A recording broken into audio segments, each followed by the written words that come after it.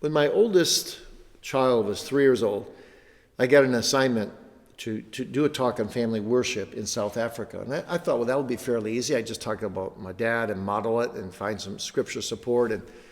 But as I began to study, I realized that Scottish church history, Dutch church history, English church history, family worship was a fundamental part of the God-fearing people's lives.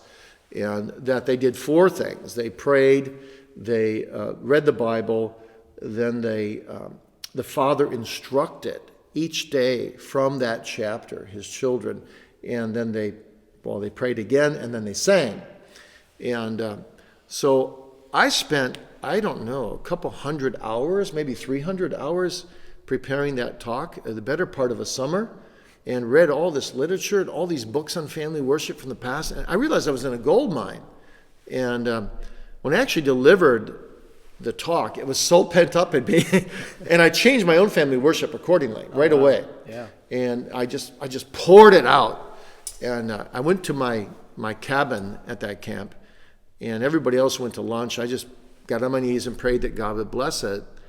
And then I came like 10 minutes later and walked into the room. And you know how at a cafeteria, lunchtime, everybody's talking, there's a buzz. You could hear a pin drop. And I go, what is going on? I sat down next to a guy. I said, what's going on? He said, the president of Potchefstroom University was asked to lead in prayer, and he broke down and wept.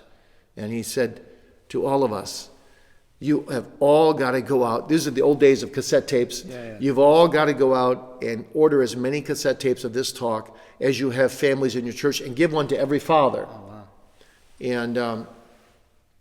And about 15 minutes later, he came over to see me, and he said, I want you to make a promise to me. I want you to promise that you'll write this up in a book, and you'll do what you can to give this talk all around the world. I promised him that, and I have given it in 20, 30 countries at least.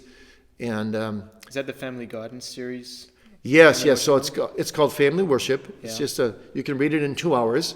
And then later on, what we did was we determined that no one has ever done a family worship Bible where you take each chapter and you give fathers helps, major takeaways of each chapter. So we spent 5 years doing in a King James version. We did Reformed notes with a group of guys, 4 of us mainly, and some other helpers. And then we did 2 or 3 major takeaways from each chapter. Well, that just sold tens of thousands almost right away. But people kept clamoring, we want the family worship section extracted, and so we can use it in the Bible translation we're doing. And we said, okay. So we actually produced this family worship Bible guide. And this just takes the family worship sections from that regular Bible in each chapter. And this is now, I think, our best-selling book now. We sell thousands of these, and tens of thousands. And people just contact us all the time saying how they're using it every day. It's changed their family worship.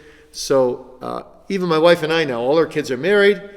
We read this faithfully. Every time every day we read a Bible chapter. Then we read these 2 or 3 takeaways. We talk to each other about them. Most of them end with a question. Mm-hmm. And so it takes a lot of that prep work from a father out of the way, so a father doesn't have to feel guilty that he didn't prepare family worship that day. And the conversation can go in all kinds of directions once that question is opened up and you start talking. And that's fine. I think it's good in family worship when kids spontaneously ask you other questions. Yeah. And you end up just talking about the Lord.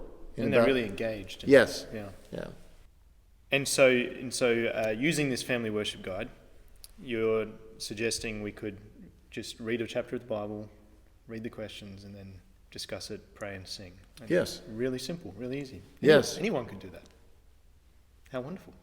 Great. And actually, since you've been here and we've been selling a whole bunch of these, people have told me that even just for private devotions, if they don't have a family or just doing it by themselves, they've found it very useful. Yes, that's why it's called Thoughts for Personal/Family Worship. It's good for... and also, like single moms, it's very difficult, busy life. Yeah. And to use this, and the mother then plays the role of the father, and leads family worship is just a tremendous help. Yeah. So I've done many conferences where people will buy it. Like I say, on a Friday night, I talk about it. They'll buy it on Friday night. And Saturday morning, they'll come to me and say, we did family worship a Saturday morning, and we used this family worship Bible guide. It was wonderful. We're going to keep doing it. It's so rewarding.